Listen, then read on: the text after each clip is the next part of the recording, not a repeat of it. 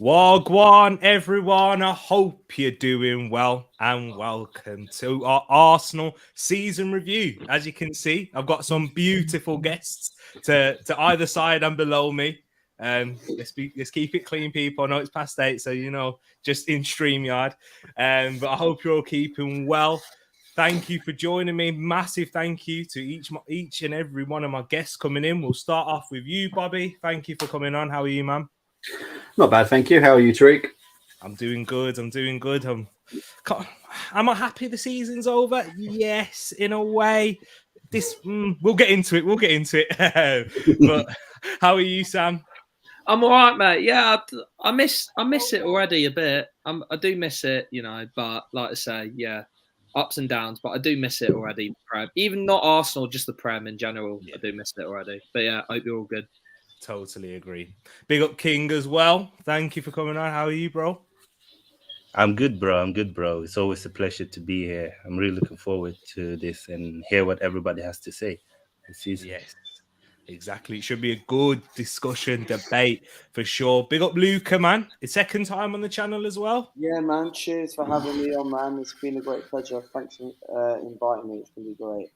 No worries, man. And then this is how many appearances is this now? I think you deserve a cap or a testimonial now, Will. How are you, man? I'm good, man. I'm good. A bit of a mad day, a bit of a mad rush, but I'm good. Good to see all you boys. Yeah, nice. Exactly. This should be a good one, people. Make sure you smash that like button. I know we've got plenty of likes in nice and early. Tell a friend as well. Share this to your fellow Arsenal fans or non-Arsenal fans if they're, maybe not a Spurs fan. But anyone else will do. But big up everyone in the chat. We've got Paxton and Peony in here as well. Big up Peony. My nephew, who I'm babysitting. Hope you're keeping well, Drew. Yes, I am streaming. Paxton saying, just came in to like the video. From an outside perspective, it's progress, in my opinion. It's just you need more progress next year with experienced players and mixing with the youth. So Paxton leaving his 2 cents in right there. Big up Pax.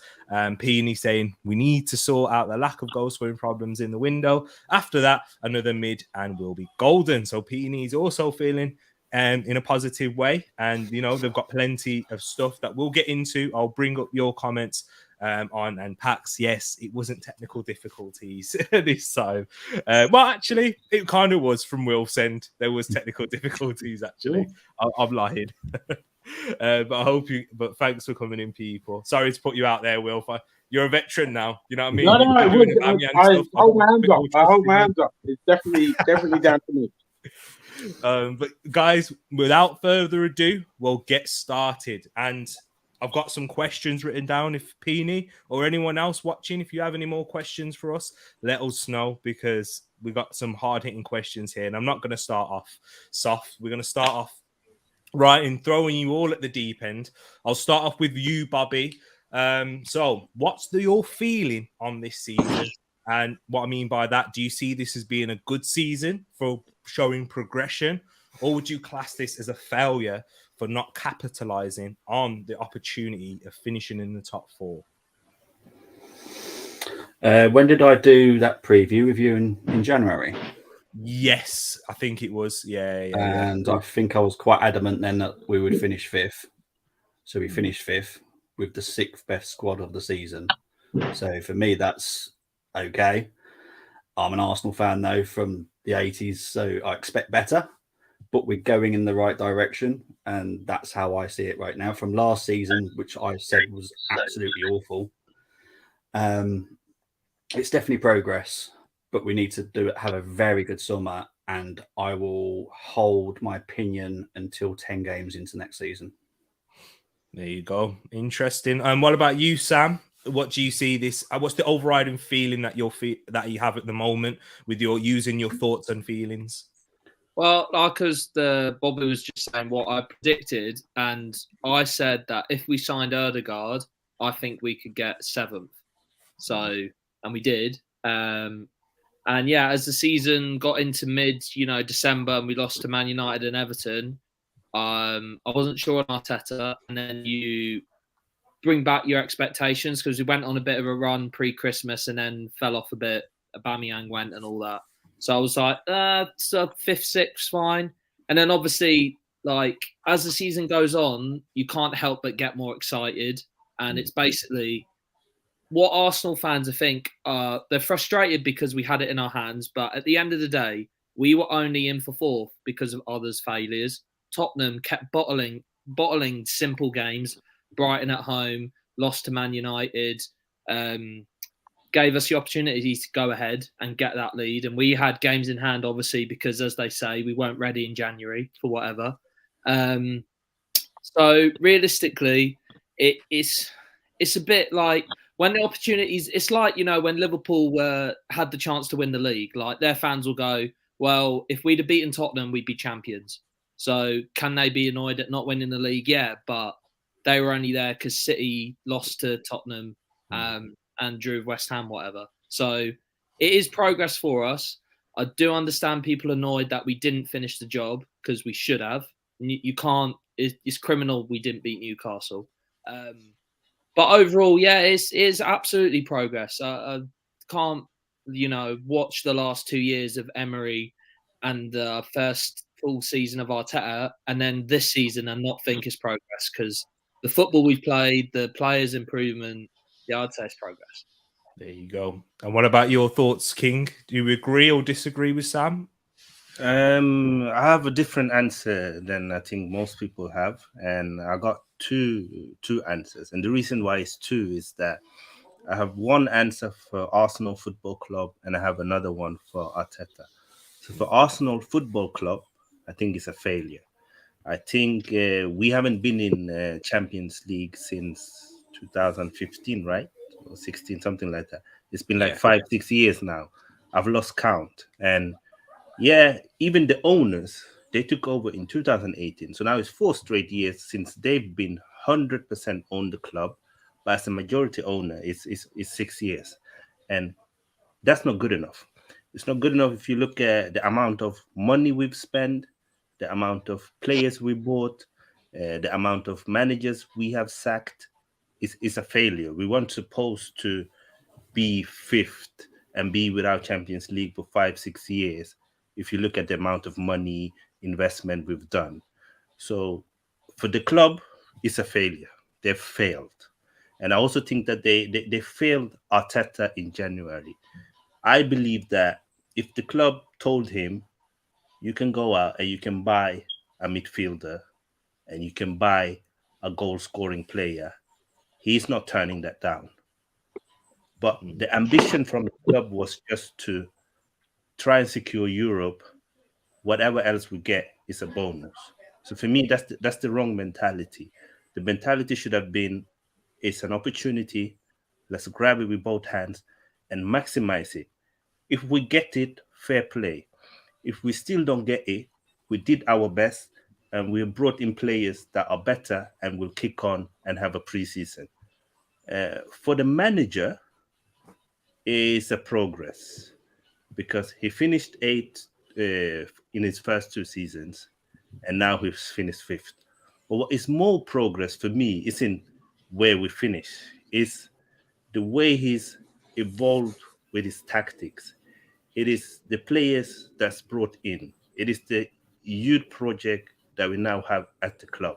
And it's the whole aura with the fans. The fans are now supporting the club. The match-going fans are now very hyped around Arsenal. So for me, Arteta, yeah, you can look at it at, he should have gotten top 4, and I agree, but overall, it's a progress for him, especially if you look at the injuries as well.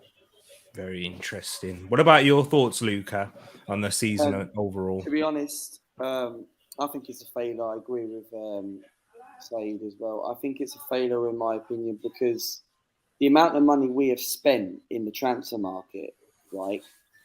How have you gone and failed to get top 4? And we've gone and spent 150 million in the summer, right? And this manager has been here for what?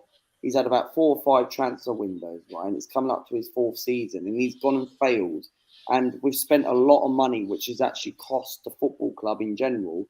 How have you not gone and qualified to get Champions League football, right? With 2 or 3 games to go, where we beat Chelsea, Manchester United, West Ham, and Leeds. And then all we had to do was win either Tottenham or Newcastle to get Champions League football. And he's gone and bottled it because for me, like, how can people believe in this manager, right, that he's actually progressed, in my opinion? Yeah, okay, he has finished 8th twice. Yeah, he's finished 5th this season. But he's gone and bottled Champions League football. And I don't think that isn't a progression to me. It's not about the position where finishing 8th twice, finishing 5th, because when Unai Emery was our manager, right, in his first season, we finished 5th. And what happened from there? We finished 8th twice. And now we've got Europa League football. We've gone and bottled top 4, and we didn't actually manage to cope of actually playing one game a week. I know we finished 2 points off top 4, and that is a little bit of a progression. But I'm saying I think it's a failure, in my opinion, because January we had an opportunity to get a midfielder. We were chasing Dusan Vlahovic for pretty much 24 days out of the 31 days of the transfer window, and we just sat there and done nothing. And we're going to have to go all over again and start all over again, which I think we're going to start falling behind. Manchester United have got a manager. Tottenham are looking good at the moment, how much it pains me. Newcastle, God knows how much money they're going to be spending. So I think, in my opinion, it's a failure in my opinion. But what can I say? So yeah, that's fair enough, and that's your views. And Wilf, what would your response be to that? Because Luca does raise some points where, you know, we was in a position to capitalise, but we didn't. And we had chances in the transfer window. We've heard a lot of people within the Arsenal fan base and community say that. But what's your response to that? Well, first off, I've struggled to see how it's a failure where at the beginning of the season we exceeded everybody's expectations, and the fact that we were even at a point where we're disappointed about getting 4th, and losing out to a team that's supposedly better than us in Spurs. You know, they got 2 world-class players, they've got this manager, whatever, and we finished 3 points behind them, exceeding everybody's expectations for the season. How is that a failure? It's an oxymoron. It doesn't work. We either failed because we should have got 4 from the beginning of the season, or we overachieved. You can't have both. And for me, we overachieved. I'm glad that is. The fact that we're all sitting here disappointed, cussing, saying, we should have got 4, is major improvement. Is, I don't want to use the word successful, but progression, because we're in that chat. Yeah, because at the beginning of the season, everybody was talking about just finishing 6th, getting into Europe in the first place. You can't say that's a failure if you finish ahead of where everybody predicted, where everybody thought you'd be, and still be cussing. Yes, it's disappointing because we love Arsenal and we wanted to finish 4th from the class above Spurs and everything else. So that's disappointing. But the fact that the disappointment is just missing out on Champions League as opposed to finishing 8th or finishing 7th or 6th means there's progression, and I'm not happy with that. I'm content with that for this season, and I see us going forward. And I'm not of this opinion of we bottled it. Yeah, I really don't like that phrase because it's it does a disservice to the teams that beat us. Because Newcastle, since Christmas, is only I think it's like Man City and Liverpool have taken more points than them. So there's no shame in losing to a team that's been that progressive. I've heard people, Luca yourself, saying that Tottenham are better than us. So losing to a better team can't be a failure. If they're supposed to beat you anyway and you lose to them, how is that a failure? If we'd beaten them, everybody would be like, people still wouldn't be saying that we're better than them. We finished We finished fifth for a team that was But supposed he to had finish 2 6th or or 7th. 3 games left. That's why if you're in a position of Yeah, top 4, but Luca, the fact that we're in the shout with 3 games to go, I've heard you say again where we, Tottenham were better than us. Yeah, if they were better than us, then they should finish above us, which they have. So by that definition, we can't be doing too bad. We're punching at the weight that we're going to be. We're at this moment, and we can only get better. Yeah, so you can't have a team better than you finishing above you, and you're saying that's a failure because you didn't finish above them. You can't have it both ways. It's either we're better than Spurs or we're not. And if we're not, Right. then we finish where we should be.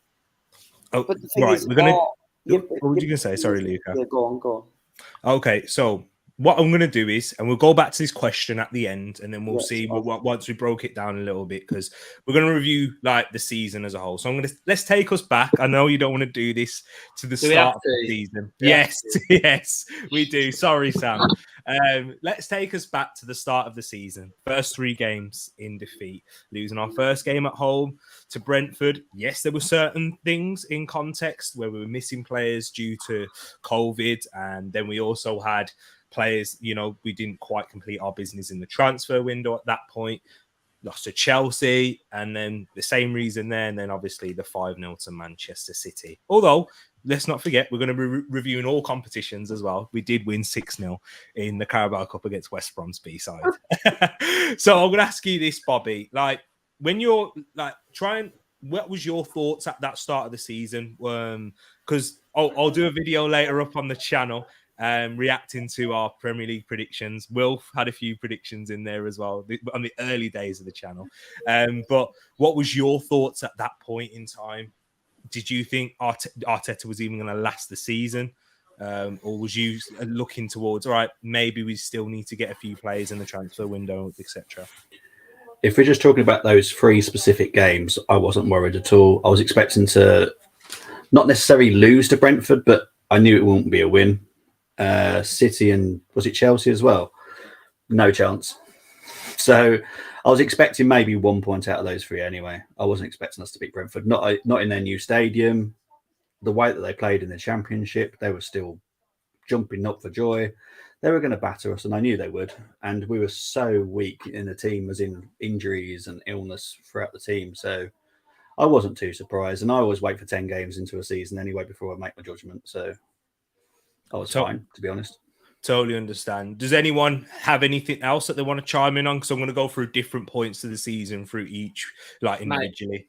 Mate, I'll be honest, it was dark. I felt really. I was covering socials for the Brentford game, and I'll be honest, like I was watching the game with my missus' family as well, and they're like, Brentford, like you're Arsenal. Yeah, I said no, because I'm with Bobby. Brentford for a couple years were like the best team in the Championship, and they should have got up before. They played quality football. They kept Tony. Canos is a baller. He's so underrated. So as soon as we got first game, and obviously you see Alba Laka dropped out. We basically, like, none of our signings are ready bar Ben White. Like, I don't even know. I don't think Ramsdale was even playing that game either. Leno was still in goal. Balogun up front. Like, I knew it'd be tough. And obviously we lost. That's fine. With Chelsea and Man City, obviously you expect to lose. But for me, the issues was how we lost those games. The problem with Arsenal is, like I said, it was the end of the season before I was done with Arteta. For Villarreal, that was criminal. The home game against Villarreal, done it for me. I was like, this is just embarrassing. And then the summer, we signed who we signed. I don't think we've got Ødegaard yet either. No, we didn't get him until I think he made his debut against. Well, it might have been City. Full debut was against West Brom, but his first Premier League one was against City. Yeah. So we hadn't got that yet. But it's like Brentford. It was like nothing had changed. We were like it was soft. Like we had players out, but there was nothing there really. Chelsea, it was just so naive. Like, I remember the game as well because we lined up. He changed the system, and he lined up so that we played narrow, and we let Reece James have the whole of the Emirates to run into. And it was like, how can this guy not see Reece James, who has now since killed every single team at the end of the season? Like, ridiculous. Like, so clearly it's not just Arteta who can't see what Reece James is going to do to you, because he's done it to United, Liverpool, everything. So that was an issue. Obviously, we had the Lukaku debut, which didn't help. So we had to deal with that bounce. Man City was, I fully lost it, I'll be honest, after Man City, because it was just, you can lose to Man City is fine, but it was the fact that I didn't see how Arteta was controlling this team. The Xhaka sending off, whether you think he was justified, he's dived into a tackle. I was thinking, well, Xhaka's not learned anything, has he? We whittled, like there was no fight in the team. I'll be honest, I just didn't think they were playing for the manager. I thought there were issues already with Aubameyang and Lacazette. We weren't really signing any players to improve the team until now. Obviously, have proven wrong. Like Ben White's been class, Ramsdale's come in. But to me, yeah, like obviously, like Bobby said, you should give it time. But I can't help it. I'm emotional. I saw us concede, what was it? 2, 3, 5, 9 goals without scoring one. And then the Norwich game was a bloody drag, wasn't it? We only just about won that. So I'll be honest, it was dark. I didn't see Arteta finding a way out of it. I think I remember saying at the time was, Arteta, mate, you're the captain of the Titanic here. It's not going any other way. But obviously, look what's happened. But yeah, I can't lie, it was bloody dark, mate. I thought this is the end. Get relegated. Yeah, God. But no, yeah, I can't lie. I didn't see us going anywhere. Yeah, I remember all the relegation talk at that point. All the banter. Spurs were sitting at the top of the league as well. Exactly. Even worse. Yeah, it couldn't have been harder. But then after that, King, we did go on a 10-game unbeaten run in all competitions with 8 wins and 2 draws from September to November. Those 2 draws, we had that little sticky patch against Brighton and Crystal Palace. But it seemed like Arteta really turned the ship at that point. What was your thoughts at that point in the season?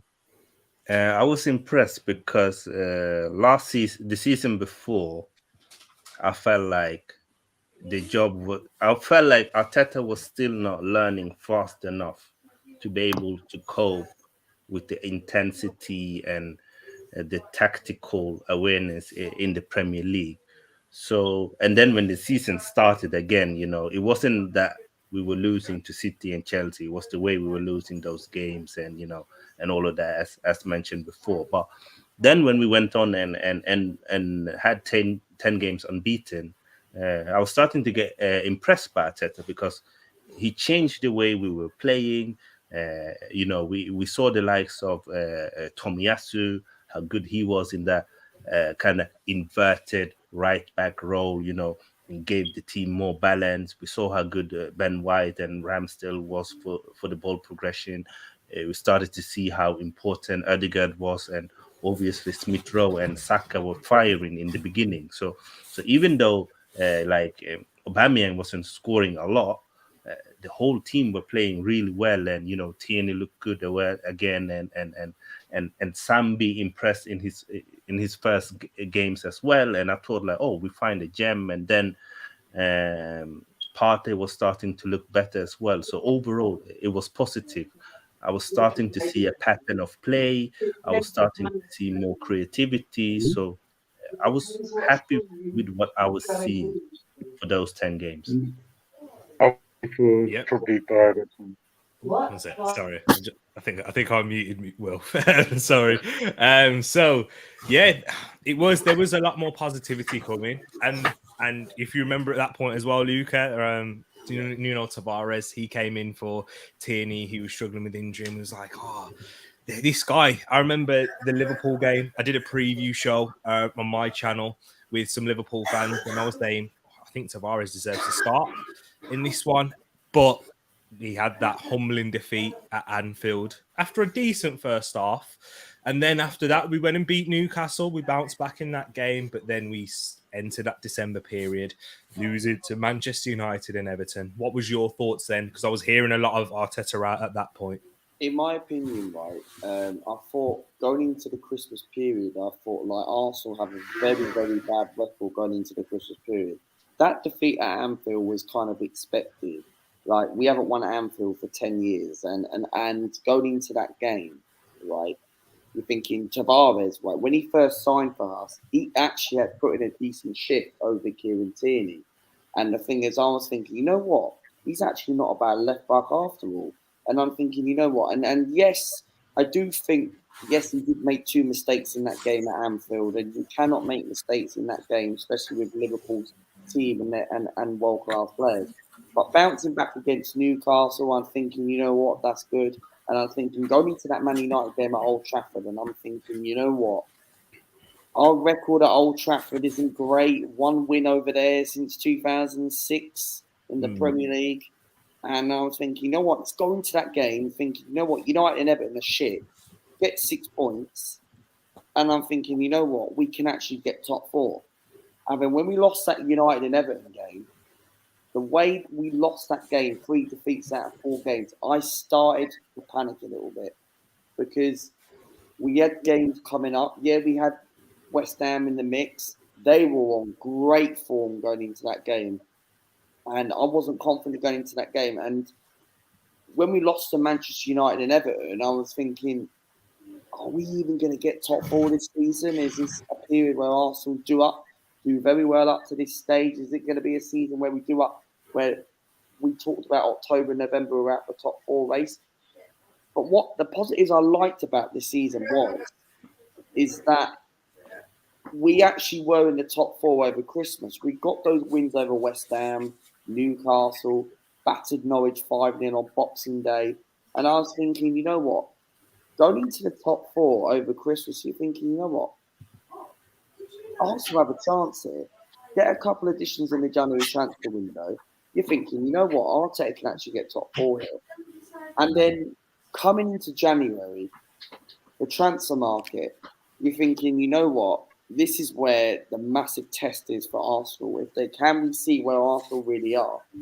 Going into that Manchester City game, I thought we played really well, but we got very, very unlucky. And I thought the first 60 minutes we played well, but the last half an hour, the red card from Gabriel, we lost our heads and we lost our concentration. And that's how we conceded those 2 goals.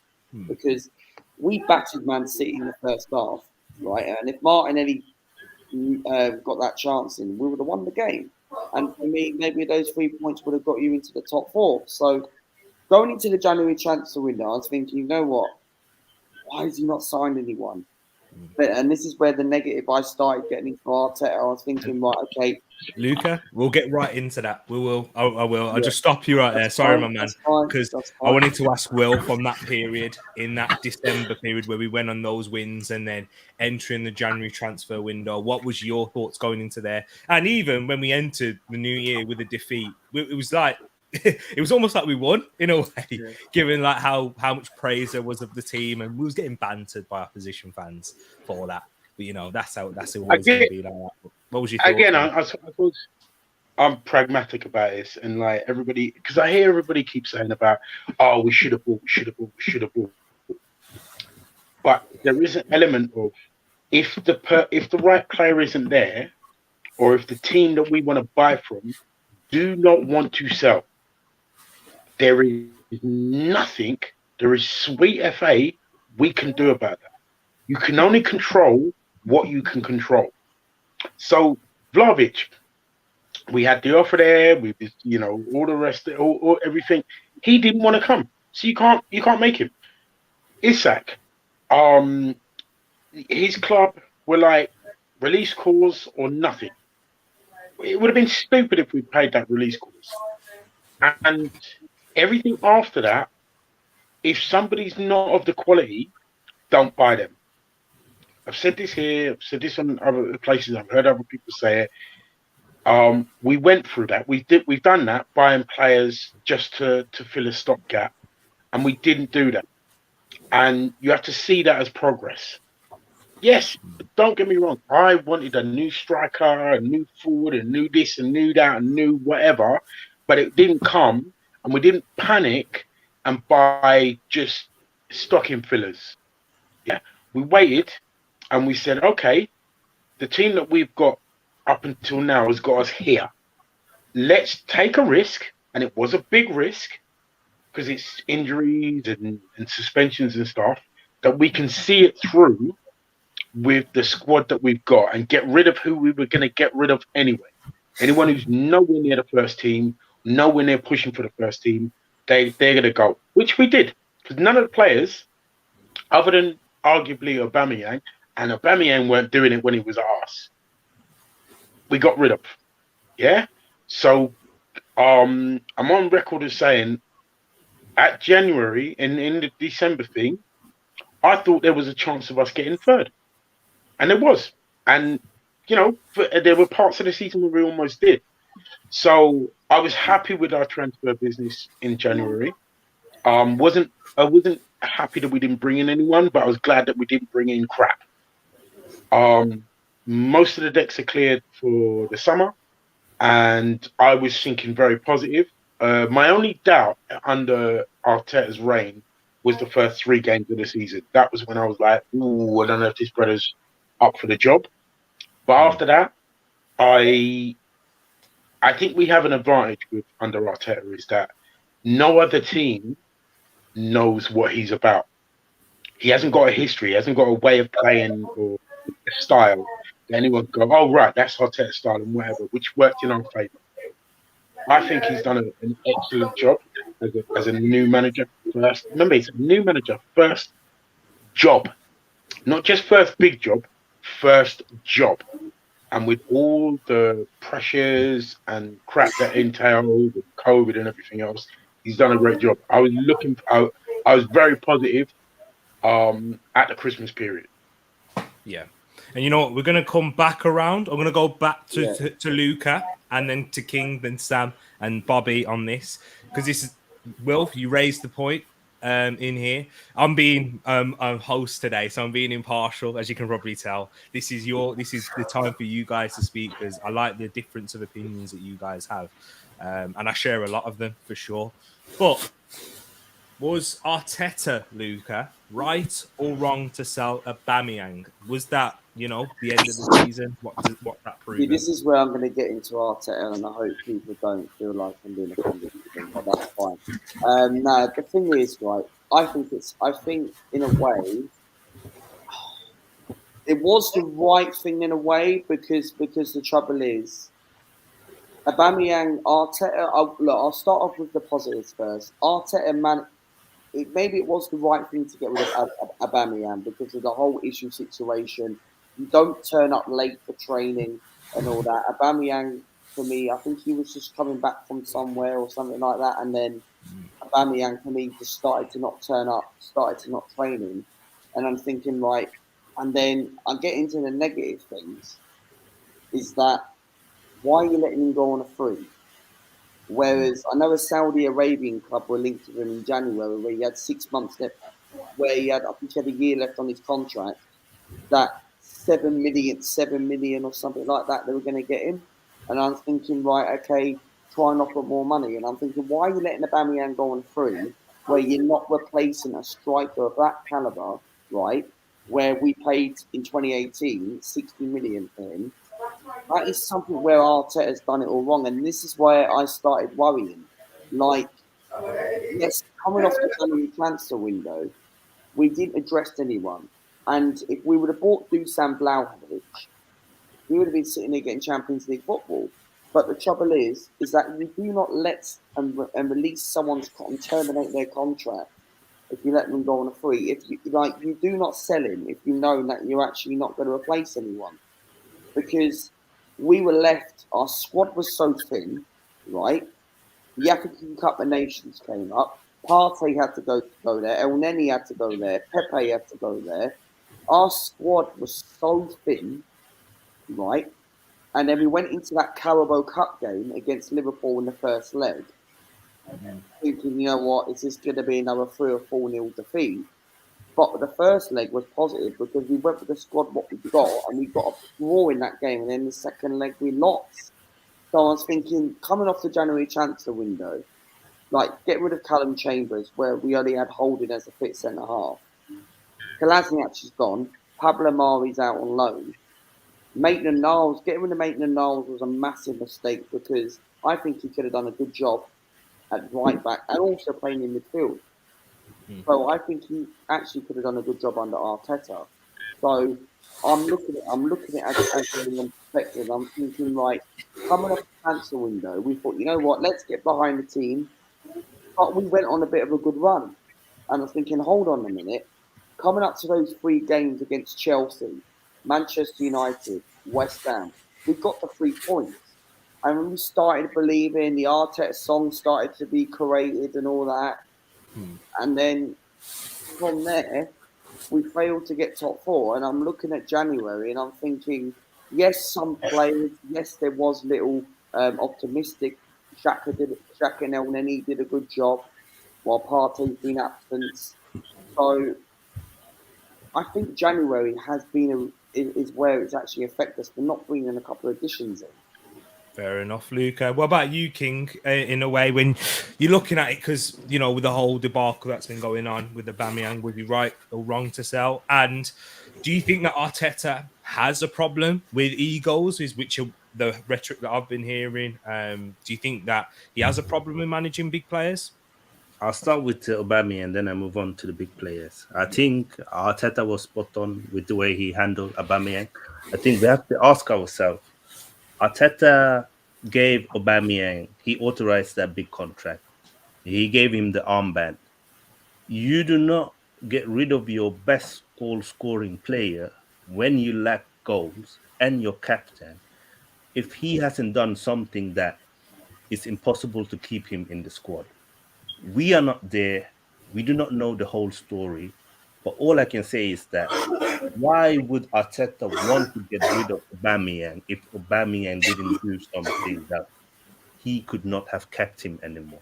I think that's the question you have to ask, and then the answer is simple. So that was on Aubameyang. Arteta was right, and he's the manager. He has to show to the whole squad and the whole world that he's in charge.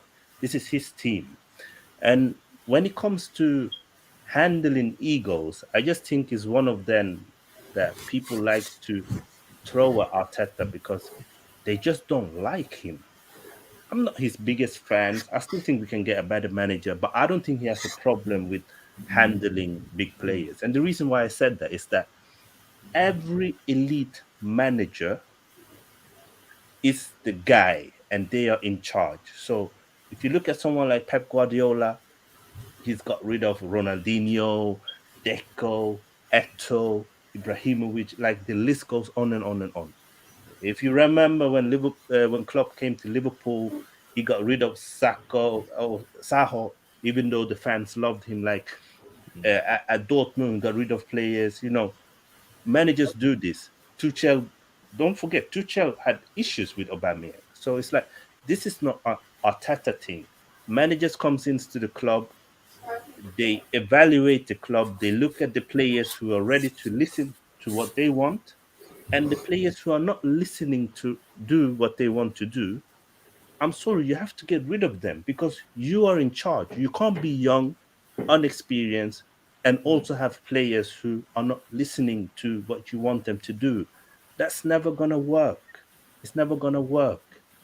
So for me, I'm not onto that. I haven't seen it yet for me to say that, oh, we can't handle egos. For me, I just think it's one of them. If you don't like him, then you can't see anything positive with him.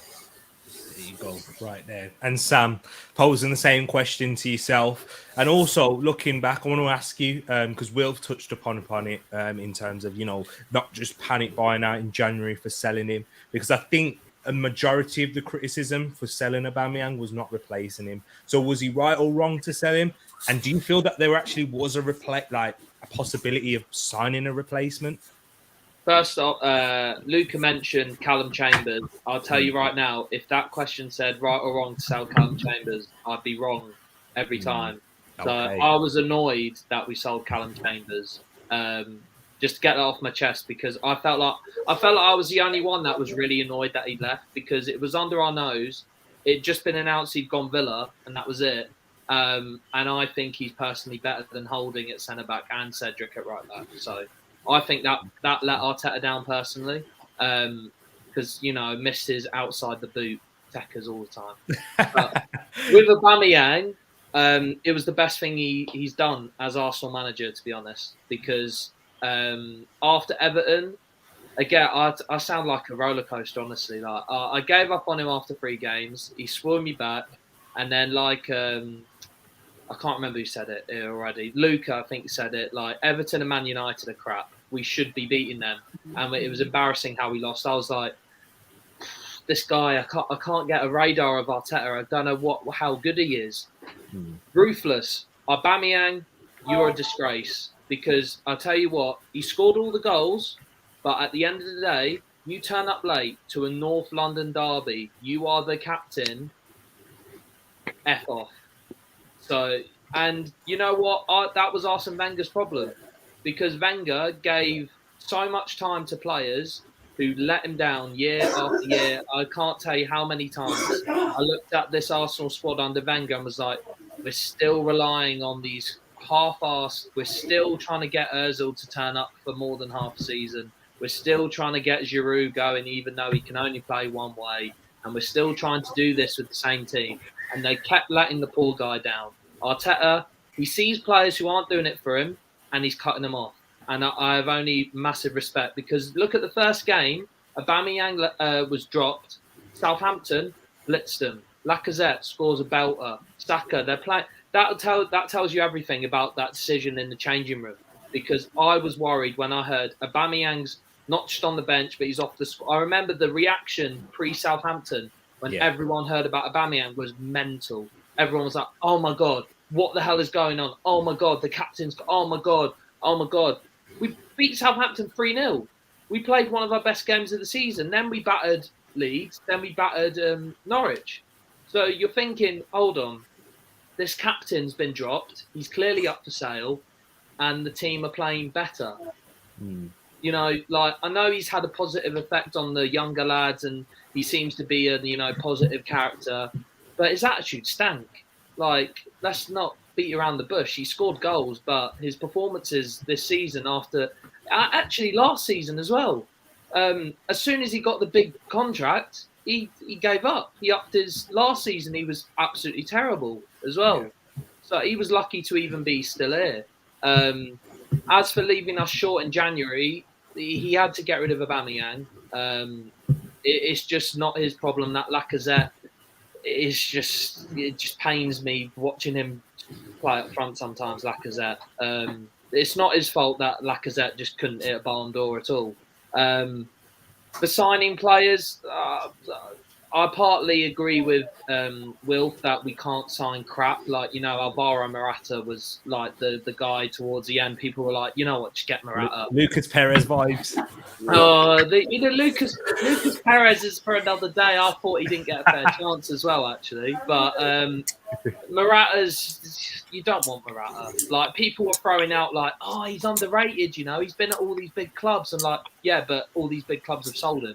So I didn't want Morata, but I did want someone, and I think that at the end of the day, the January window did kill us, because me and everyone could have told you Partey's going to get injured and Xhaka will get a red card, and it ended up Partey got a red card and Xhaka got injured. So it was the other way around.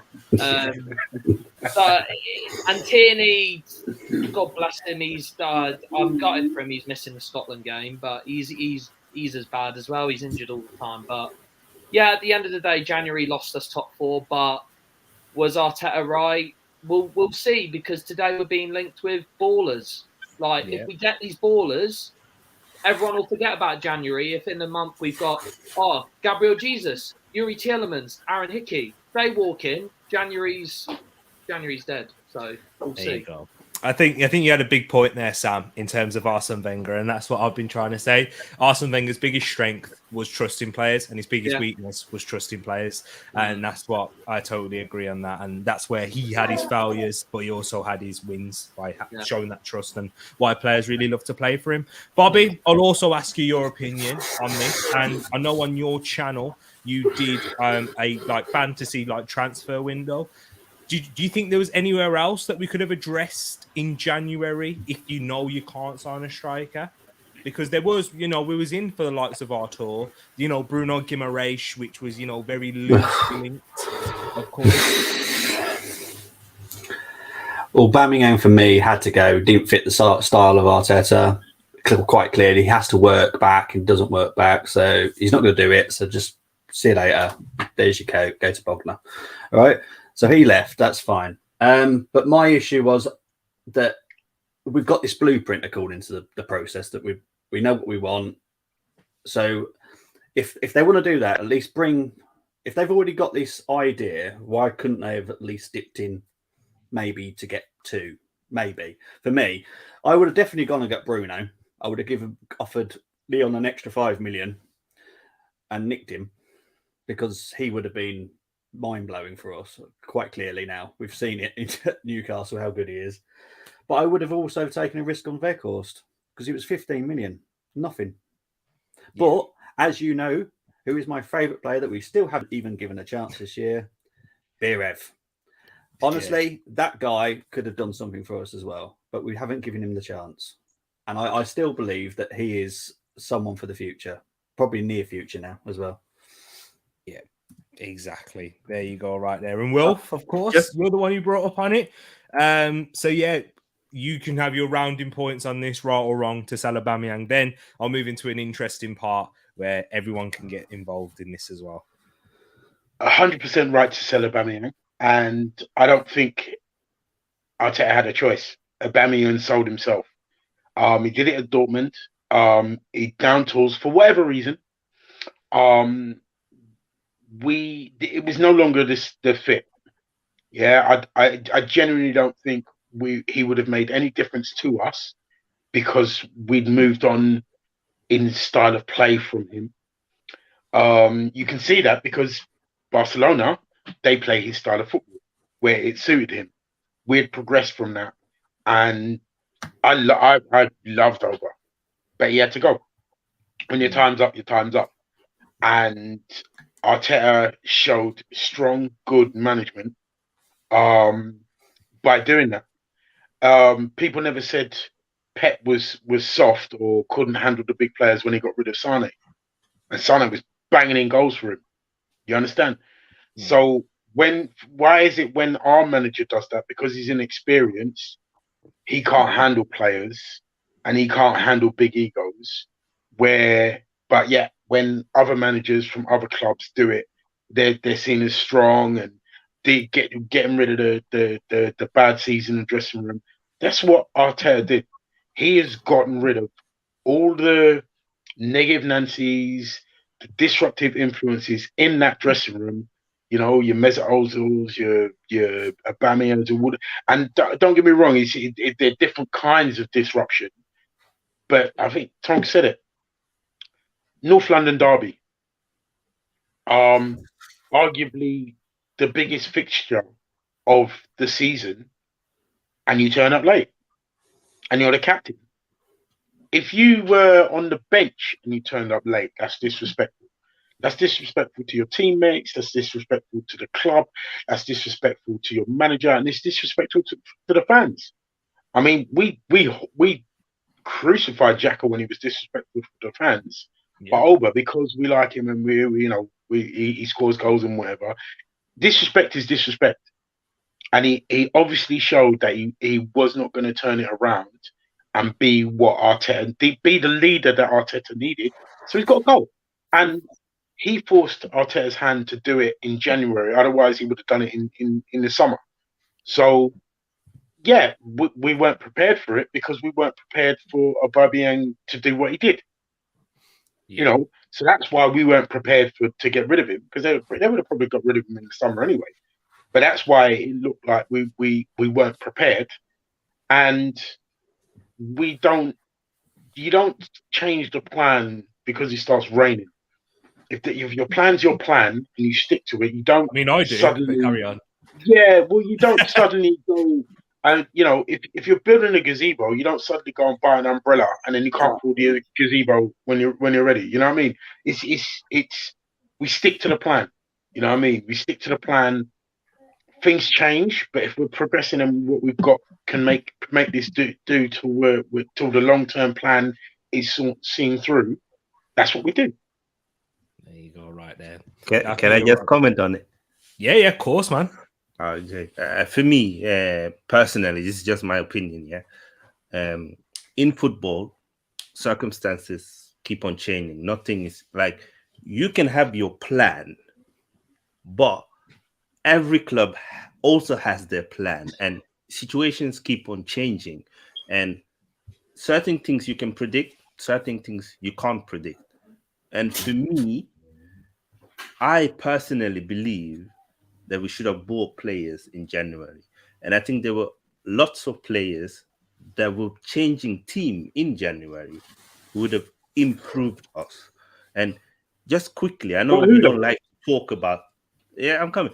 I know we don't like to talk about them, but if you look at Tottenham, for example, they brought in a DM in Bentancur. We needed a DM. We needed a DM because Elneny was going away. Partey's been injury prone. Xhaka has been our most consistent centre midfield, and Sambi Lukonga has shown that he wasn't ready. Bentancur wasn't expensive, and he would have been a player who could have played DM and number 8 for us because he's that good. Kulusevski was Spurs' third choice. They tried with Diaz first. Diaz turned them down. Then they went to Adama Traore. He turned them down. So Kulusevski was available, and he was a goal-scoring winger who could play on the left. He can also play up top as he does for Sweden, and he can play on the right. So it's another player who could have joined us. Bruno Guimaraes is another quality player who could have joined us. And for me, it's just like, I'm not saying buy your Denis Suarez or Kim Källström. I'm saying the player you want to buy in the summer, you go to him, you tell him, listen, we wanted to buy you in 6 months. Like Liverpool wanted to buy Diaz in the summer, actually. But things change, so they bought him now. And he's now helped them to kick on to win 2 titles, and they're in the Champions League final. And they just lost out on 1 point. So it's like, if Liverpool were like, no, we're just going to stick to our plan, Diaz, you have to wait, they might have lost out on Diaz, and they might not have won the titles that they did win, because it's small margins in football. So yes, you should have your plan, and yes, you shouldn't just buy crap. But when you have an opportunity, and golden opportunity, because Arsenal, as big as we are, in Champions League, it's a different game. It's different players we can bring in. It's a different mood around the club, and it's more money coming in, which means more possibilities. And now we've given that possibility to the worst team that we could have done it. And maybe I'm bitter, but I still think that we blew away January. Will, respond? I just have one thing to say to that. I really said one thing. Yeah. You want a player, if the player don't want to come, that's not an opportunity. You have not all the players that we've mentioned, Guimaraes and Bentancur and all the others. If they don't want to come, you can't make them. But Guimaraes said he wanted to come. He didn't want to pay. Vlahovic is a perfect example. It's okay us making the offers, but if the player doesn't want to come for whatever reason, whether he doesn't know the manager, doesn't have faith in the manager, doesn't have faith in the team, wants to play for Conte, wants to play for whoever it is, those factors you have to add in. If you don't add them in, it's just like, so whoever Arsenal put in a bid for will come. It doesn't work like that. Nothing works like that. I think with Bruno, we wasn't as interested as the players, like the parties was involved. So with himself, the agents, and whatnot. But if you listen to Bruno's agent and you listen to the comments from Bruno, it was like they were open to come to Arsenal.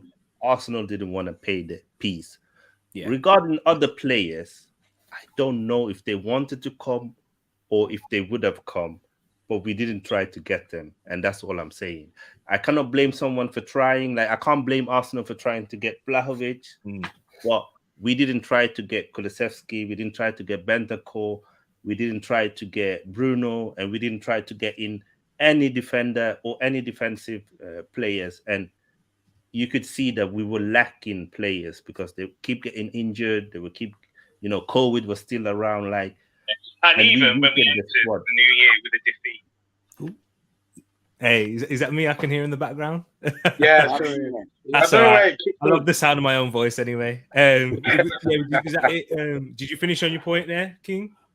Yeah.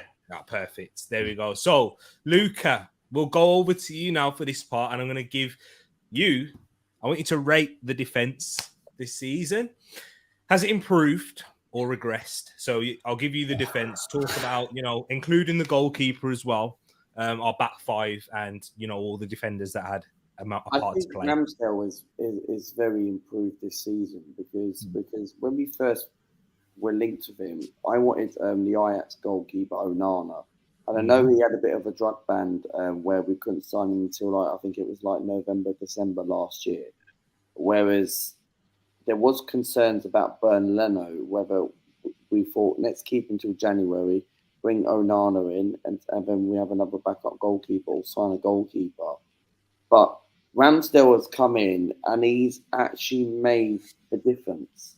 And yeah, I know he's still quite young. He has got quite a lot to learn. But Ramsdale, his character, what he brings to the dressing room and on the pitch, is absolutely phenomenal in my opinion. But getting onto the defense, I don't think the defense is not improved one bit. Like there was periods this season where the defense, when we had our best back four, Ben White, Gabriel, Tomiyasu, and Tierney and Ramsdale, when we went on that incredible run, and when we were competing in the top four, when there's been periods this season where we started challenging for top four, there was a connection. There was players there thinking, you know what, we've got a very good backline. But towards the end of the season, when we started losing a Tomiyasu, where we start losing a Kieran Tierney, we don't have proper fullbacks as cover. Cedric, don't get me wrong, there's been periods this season where he's actually put in a good shift.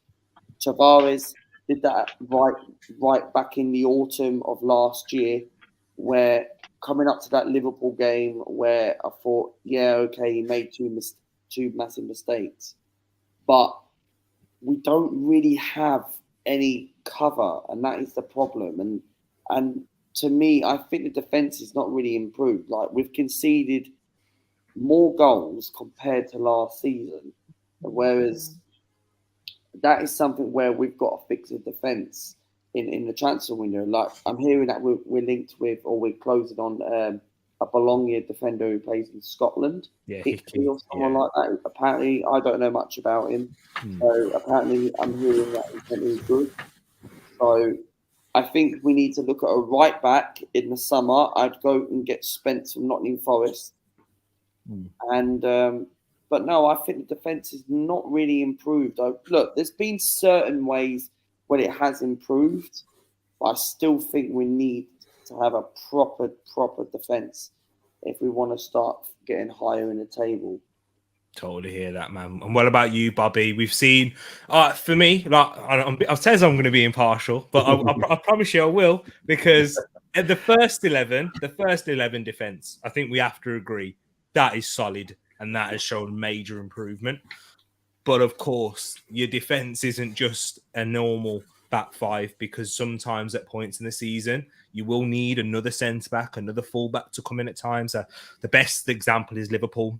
Konate, Matip and Van Dijk, the rotation that they've done to keep at that same level is ridiculous. Tsimikas playing a role in there. Of course, Trent Alexander-Arnold has to be the mainstay because, he's arguably one of the best right backs in the world. Whether you like him or not, he is one of the best in the world. But Bobby, do you think it has improved or regressed? And what are your thoughts on the squad depth players like your Holdings, your Cedrics, and your Tavares? You got me all excited about the first part, and then put me on down on the second part, bring didn't you? balance into it. I'm being Oh, impartial jeez. today. You know, I love Ramsdale. I Yeah. wanted him when we were linked with him because I've seen him at Bournemouth. I've seen him play. He was very good, better than Daniel Raya, who was the other one we were linked with. Oh, Can't I like stand David him. Raya though. No, I'm not a great fan of him. He does way too many more risky things than Ramsdale does. So Ramsdale, I was excited by. Ben White, I like him. I don't like the 50 million. What I don't like about Ben White is I've heard he doesn't like football, which I find a little bit weird. No, it doesn't. So I find that weird. Me and you are both defenders, Tereak, and I would study like Lee Dixon at my time, how to play football better. So for me, that's just a bit weird. But I'm of the period when we had Steve Bold, Martin Keown, and Tony Adams as our three centre backs. So we always had three very good ones. We even had Andy Linnigan, who scored a fantastic header at Wembley. So I've always been used to having three. So with Saliba, better come back because that's when I'll start getting a little bit angry if Saliba doesn't come back to us. Tavares, I've told you, I think he has to go. Total error in my opinion. Cedric has to go. Holding. This is the only time you're going to get money for him. He's not that quality. We only bought him for 2 million, so make a profit because that's what we don't do. We don't make profits. I would get Aaron Hickey. I've loved him. I loved him when he was at Hearts, when he went to Bologna. He's only 20 million, I think, as well. Do you think Hickley can be the answer to our defence? Yes. Or is it another young potential? Because I know people. No, he was potential about 3 years ago. Now he's actually quality. He's very, very good. You don't think he's not going to be like a proper left back? I know we've got a proper left back team. I'm not getting into the left back that I want because I'll probably get someone else come onto this stream and give me the death stare. So I'm not going to get into the left back I want. I understand it's Project Youth, and I understand that we're going for young players, but we need a bit of experience in there. You know what I mean? Like we can't keep going for these youngsters. Hickey, honestly, I guarantee you, Hickey, because he can play right and left as well. Inexperienced. Aaron Hickey's not inexperienced. He's been playing for like 5 years now, hasn't he? Something like that. He's been playing for quite a while. And I think if I'm correct, he's in the team of the season for Serie A. That's not an inexperience. Will he adapt in the Premier League though? That's the thing. Honestly, he will. He's Scottish mainly, and he's only moved there 2 years ago. He was playing for Hearts at such a young age. And he's really, really good. You know what, Luca? Yeah. Sorry, Bobby. Carry on. Sorry. And I would get two. I'd still get two fullbacks as a squad players because I love squad. I don't want one player who is guaranteed a space in our squad. We need two, so that each of them are pushing each other. Because otherwise, you're just going to sit there and go. Because the thing is, that's what we need. You look at other clubs, right? They've actually. You look at Chelsea. They've got Reece James, Azpilicueta's getting on, but still, you look at Chelsea, they've got Ben Chilwell. Alonso could do a half-decent job, right? Yeah. He's better than Tavares. So that is what Arsenal need. You look at Andy Robertson for Liverpool. You look at Milner, who could put a shift in there. Trent can go in there as well. You look at Man City, Kyle Walker and Juan Cancelo. Zinchenko for Man City. Why can't we not have backup? I'm not saying get players like We're them. getting there. We are getting there. It's just, it doesn't happen overnight because those clubs didn't get all those players in one foul swoop. No. They did it in time, and that's what we're doing. Mm-hmm. Yeah. And what was you going to say, Bobby? Just wrap up. Like I said, for me, I think what did I do in my window? I signed two new. Well, I didn't sign two. I bought back Saliba and bought another new centre back. One new left back and one new right back. That's our defence then sorted for a good 5-6 years. We won't even have to worry about it. And that's what I would have done. I would have bought Zagadou from Dortmund. He's on a free. He's 22. He's been playing around in Dortmund for quite a few years. He's got enough experience to be able to be as a backup or a squad, as I like to call it. And yeah, the first four, because I'm not going to say that should be the guaranteed first four, are good enough. But it's reliability. Kieran Tierney, unfortunately, bless him, and Tomiyasu now as well, just aren't able to play every game. Clearly, are they? So that's a problem. Fortunately not. And Sam, I'll get your final words on the defence. And I want to ask you this in terms of William Saliba.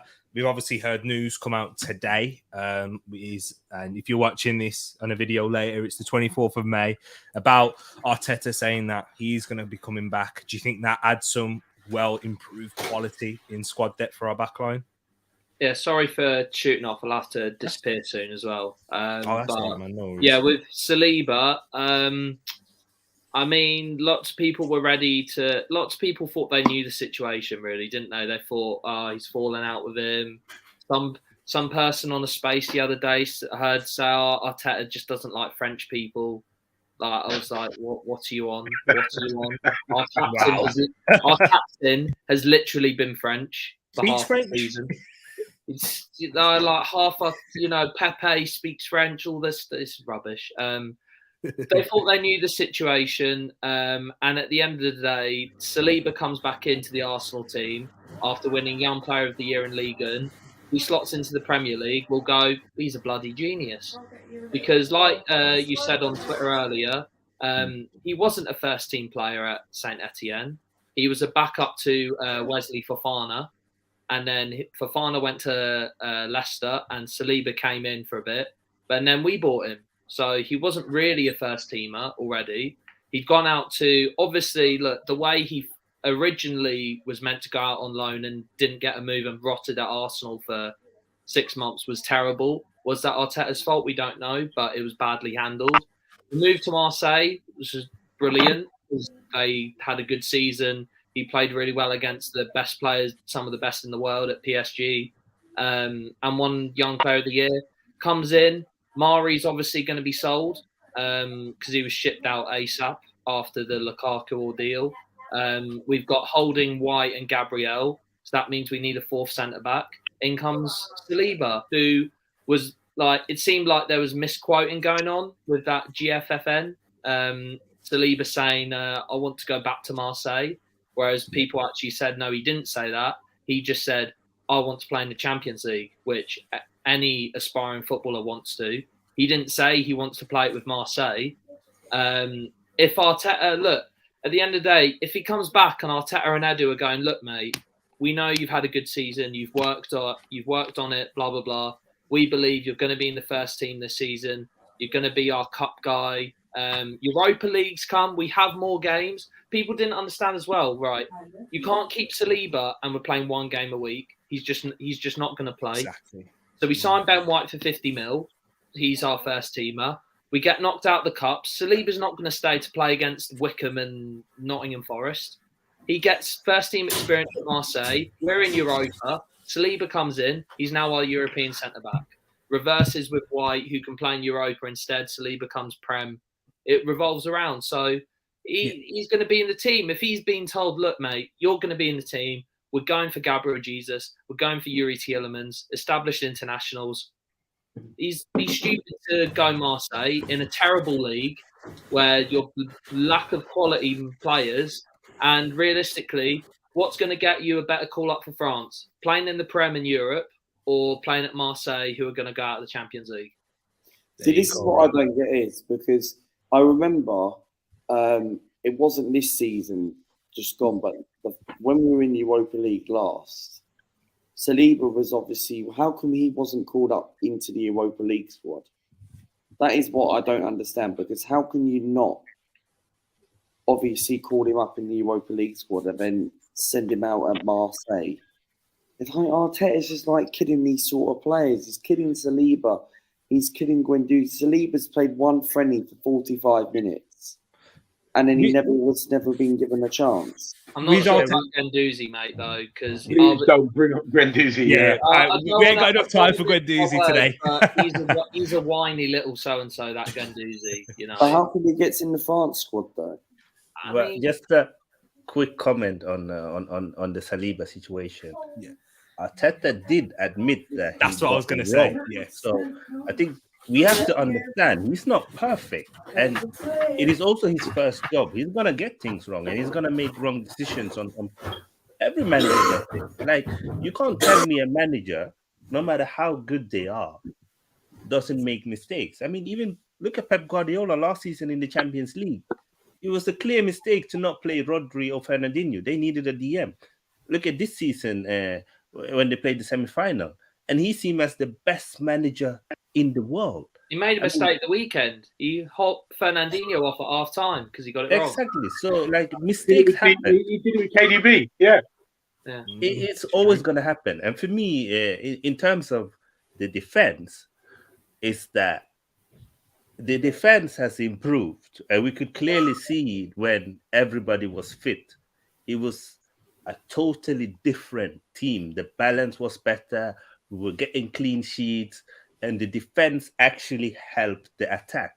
I think people forget that your attack is your best defense, and your defense is your best attack. And in modern day football, your fullbacks are so important to the balance of the team, and that's why players like Cancelo, Trent, James, Chilwell, Robertson, they are so important to these teams.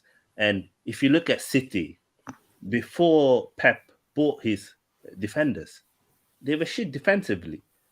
When he actually had them, they have had the best defensive record, either first or second every season. And if you look at Liverpool, before they bought Van Dijk and Alisson, and after having Van Dijk and Alisson and Robertson and Trent, it's a totally different defense. Look at Chelsea this season. When Chilwell and Reece James were playing, they were looking like they could compete with Liverpool and City. But as soon as they got injured, they were looking like they were going to struggle with us. So I think we have to judge it when we had the players fit, and then defense was good. And when we didn't have them, it was poor. But what was a bit sad was that I think that Chambers is the player who's most likely to play like Tomiyasu. And we gave him away, which for me was a bit odd, because I feel like every time the managers trust in him, he did well. If you remember last season when he came back after injuries, he was playing really well, down the right side. Would you give Callum Chambers a chance, though? Yeah, but that's what I'm saying. I think it was odd, because if you look at, for me personally, it's just me, he's the one who can do the Tomiyasu role, because he can play centre back, he can play DM, so he can play the inverted role. Experience. And he has experience. For me, he's better on the ball. Through the whole managers, when he was signed, like Wenger dropped him in the bollock when he played him against Jefferson Montero, and then we never saw him for like a year. He came back, played a starring role when we won the FA Cup, and then last year he came in. Jamie Carragher said, "Who's this guy, Cafu?" Against West Ham. And then again, he's just, it's just one of them things at a club, it just doesn't work. But he's a baller, honestly. I could go on about Callum Chambers all day. I love him. It's just sad for me. Fair enough, man. Guys, we spent loads of time on the defence, so I'll give you guys the other two parts of the pitch individually. We'll start off with you, Wilf. I'll let you talk about the midfield. Are you happy with our starter midfield? And what they've shown this season, the starters, and also talk about the little bit of depth if you want, like the likes of Sambi and El Nene. I'm happy with what they've done, because they've exceeded my expectations. I'm not happy with our midfield. I think that's probably arguably the lightest part of our team. In depth or in the starting 11? In depth, and well, in depth for the squad. For the starting 11, not for talent, but for injuries. For injury, reliability. That's why I think it's the weakest area of our team. Yeah, I know we need a striker, but attack is we've got different kinds of ammunition in attack. I think we are most limited in our midfield. Xhaka Arteta's got to be given praise for sorting out Xhaka's brain farts, but we've got no challenge to either Xhaka or Partey, and neither are reliable for different reasons. You know, I mean, Partey for his. I mean, I believe after this season with Partey, he will come back and stay injury free. But we've got to take a little pressure off him because it was him playing or nothing. Xhaka, he always knew. I think Bobby said it first. He always knew that he was going to be starting 11, so he kind of just sat on his laurels. I mean, don't get me wrong. I've changed my stance on him. He's been outstanding by his standards this season. But no, I'm not happy with our midfield. It did a job. It did a job. But had we had the midfield we should have had, injury free, whatever, we would have done better. A lot of people say about it's our striker, but there's a lot of games we wouldn't have lost or wouldn't have drawn, even though we only drew 3, had we been able to rely on that midfield a lot more. There you go. There you go, right there. And just so I'm just conscious for time. So what I will do is I'll put the attack a part of the quickfire round. And I know as Arsenal fans, we understand that has been our weakest area of the season where, you know, for the majority of it, even when Aubameyang was here. So I'm going to add this in the quickfire round. Bobby, we'll start off with you. Would you sign Eddie Nketiah to a new contract? No. No? How come? He's had his chance. He hasn't proved it to me. It's time just to move on from him now and just let him get somewhere that he's loved. He's not going to be loved that well at Arsenal, so let's just move on from him. What about you, Sam?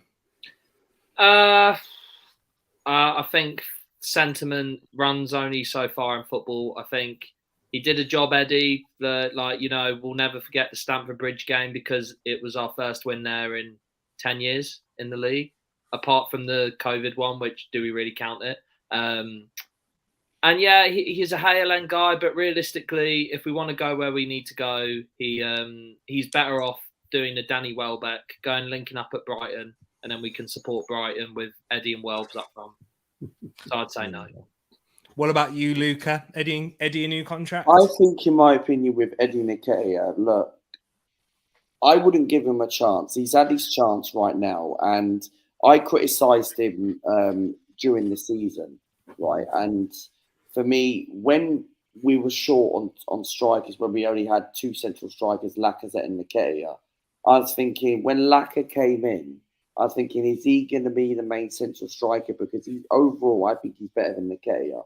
But when Nketiah scored against Chelsea, when he performed against United, West Ham, scored against Leeds, scored on the weekend against Everton, I was thinking, you know what? Give him a chance. Let's see what happens. Let's see what he does. But I just feel like he's had his chance. The guy don't want to be here. He wants first team football. And I know he's getting first team football now. But if we were to qualify for the Champions League, will half of this fan base actually give Nketiah a contract? For me, there was rumours going around that he was going to wear the number 14 shirt the next season. I can't have that at my football club. I saw a screenshot on that. Yeah, I saw that. Yeah. But Bobby's right as well. We've got youth strikers. We've got Balogun come back. We've got Beereth. We've got Marcelo Flores, attacking players. Like, we have got... Nketiah isn't the end of HLN. Like, we have got an academy producing strikers. It's just that he can't be first choice. I just think the service to Nketiah sometimes isn't there. No. And I think Nketiah isn't going to get you, like, how many goals is he going to get you next season for Arsenal? You'll be lucky to get 10 goals at best, yeah? But we need a striker that's going to come in. We need 2 strikers that are going to come in that's going to get 20 goals. I'm hearing that Gabriel Jesus, I 100% take him. But is he going to be the striker where is he going to be more of a Lacazette? Is he going to be more of an Aubameyang? That's the question. Because to get Jesus, if we can get him on a cheap option, that'll be great. But how many years does he have in his contract? One year. But the thing is, what I'm worried about is if we're going to be paying expensive money with a 1-year contract, that is an Arsenal where what Arsenal will do is it's a worry, in my opinion. Fair enough. Because I just look at it, right, why are you going to pay a 1-year, why are you going to pay more money? But if you can get him cheaper, like around the £40 million mark, it's a no-brainer. I would take Jesus. I think he's a decent player. Yep. I think his work rate is great, and also he could play on the right wing. What about you, Wilf? Eddie Nketiah, a new contract? Yeah, I would. Yeah. I honestly, I don't believe he has been given a proper chance, because when his proper chance come from the Chelsea game onward, a run of games to see what he could do. We talk about squad players. Eddie gives you something different. Eddie gives you something different to Gabriel Jesus, Jonathan David, DCL. There isn't anyone like him in the league. He's 23 years old and he's just getting a run. Yeah, how many other 23-year-old strikers are there across the 5 big leagues, let alone the Premier League? For me, I would give him another contract. I'd still buy 2 strikers. You know, I'd still buy a forward and a striker, or 2 strikers. But yeah, definitely give Eddie another contract. He can do a job that nobody else can.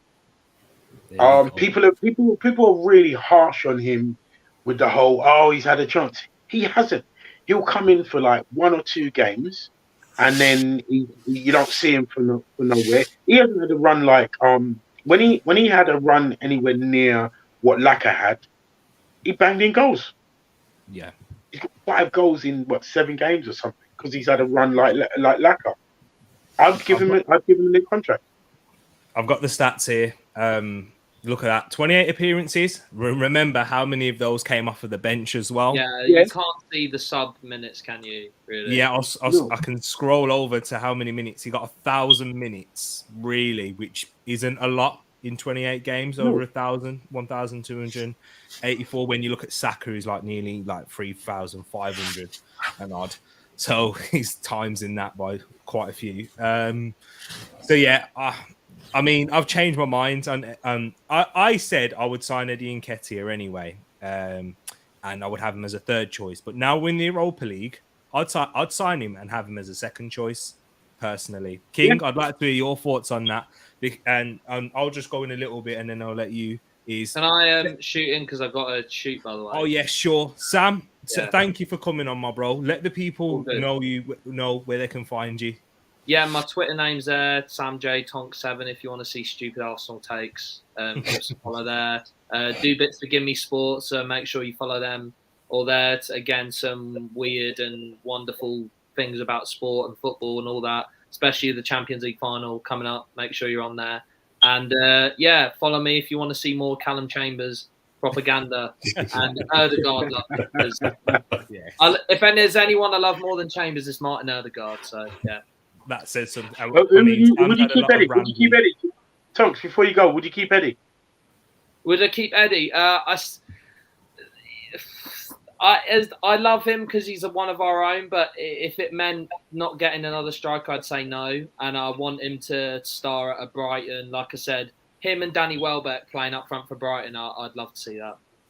I love Welbs as well. So, but yeah, love you and leave you, boys. Take care, Sam. Thank you again. Yeah. And just my reason why I'd keep Eddie, King, and then I'll let you go, is we are in the Europa League. He will get plenty of chances. And I think he is a Europa League level player right now, today. He could go on, develop even further. And what I have seen in this period is that he can do the bits. And also thinking about him being a Europa League player, how much cheaper would that be than us signing another striker that will probably score 10 to 15 goals anyway throughout the season? And do you know what I mean? And then we can kick that can down the road with Eddie Nketiah, and then also strengthen in other positions. That's my thoughts. But let me know what you're thinking on Eddie Nketiah. Would you give him a new contract?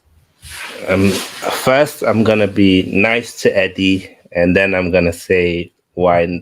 So I think, first of all, the problem with strikers in general is that some strikers are late bloomers. So Didier Drogba, one of my favorite all-time strikers, was a late bloomer. I don't think he kicked on until he was around 26 years old. Jamie Vardy, it was a late bloomer. Oliver Giroud was a late bloomer. Harry Kane, when I saw him at Norwich, never ever in my life did I think that he would even be a championship striker. So It's true. young players, we judge them too easily. We either look at them, oh, they are world class, or no, they're not good enough. I think there needs to be some balance. And I think Balogun is the perfect example. Before Balogun played in the Premier League, oh, we need to play Balogun. We need to play Balogun. He's so good. He's this and that. And then he played against Brentford. Oh, no, he's not good enough. He's not good enough. It's like, Yeah. oh, you've been crying for 6 months and saying that the manager can't handle young players. And now he played one game and he's not good enough. Like, sometimes it's not that a player is not good enough. It's strikers, confidence, momentum, playing time, playing style, creativity, all of this, they need it. And Eddie hasn't had that. So it's hard for me to say that he's not good enough because, as many has mentioned, he's not been given enough chance. Yeah. My only worry is if we only buy one striker and that striker becomes either he struggles because it's a new team, new system, or new league, or he gets injured, then we have to rely on Eddie Nketiah as the only striker, and then maybe it has to be Balogun as a backup. And that is a big risk. And is it fair to him? And is it fair to the club to do that risk? And then you have, okay, what if we buy 2 center strikers? But Eddie Nketiah isn't going to be third choice. He needs to play and he deserves to play. And he's too good to be a third choice. But is he good enough to be the main man? I don't know. And for me, it's like the club has to make that decision. Personally, is it better to buy 2 strikers and have Balogun as the third one? Or do we just buy 1 striker, reinvest the money somewhere else? I think it's a complex question. I think also the problem with Eddie is that because he's not a flair player, people don't rate him. And it was the same thing with Tammy Abraham last season. People didn't rate Tammy because he's not flair, he doesn't do oversteps, he doesn't dribble. But it's more to that in football. Hold up play, link up play. Where was Harry Kane at Penalty. 23? As he said. Where was Yeah. Harry Kane at 23? Yeah, nobody had heard of that's Harry what I Kane was at saying. 23. That's When exactly. we're talking like- about Eddie Nketiah, nobody had heard of the name Harry Kane. And Exactly. I've got one question: why is everybody on this? Balogun is so good, but Eddie isn't. It's If- what I'm if that saying. was the It's, case, it's the flair thing. That's what because King said. Yeah, Yeah. Balogun If- is if a that was flair the case- player. If He that can was the case, dribble. Eddie would be out on loan, and Balogun would be pushing at the first team. But He's is not. Flanagan going to be good enough for us? Because Middlesbrough fans are thinking he wasn't good enough for Yeah, them. nobody knows. Nobody Still knows. young, That's how man. it is. Nobody Still knows. very young. It's Yeah. Yeah, difficult. nobody man. knows. He's It's still like, learning. was And Harry so Kane is good Eddie. enough at Leicester, at Norwich? Do you know what I mean? Like King is saying, it's But I just hope plenty. Arteta doesn't bury Bannigan. What was that? You He don't. doesn't what? I'm going to bring in another name in there, right? I just hope Arteta doesn't bury Bannigan. Bury him. Yeah, bury do you him. mean? I mean, like bury think- him is I mean, not using him. He convinced him to sign a contract. In all Yeah. fairness, and when And he gave his debut and he played in Europa League. It's just that the problem with Balogun was that the contract issue was there and he wasn't getting game time in men's football. So Balogun is like, he needs another full year playing men's football before we even know if he should be at Arsenal. So for me, with Balogun, we just have to wait and see. With Eddie Nketiah, I think, I mean, we are, as you guys have mentioned, we're going to play in the Europa League, buy one striker and give him his chance. I mean, he has the attitude.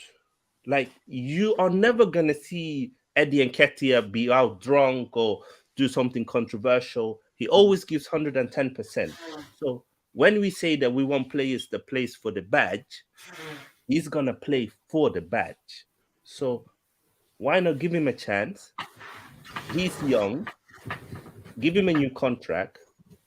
And if he still is not good enough in 2 years' time, because of his British, because of what he's done in the past, you will still be able to sell him to 10 to 15 million minimum with no problem. So yeah, give him a new contract.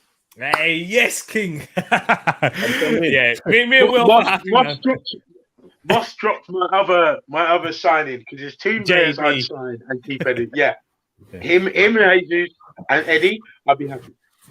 Exactly. Hey, we're on the Eddie train now, and Nigerian Englishman will definitely have a good discussion about this as well, because he has to say he has nothing to do with flair. He just ain't good enough. Tammy's height and strength means he offers up something different.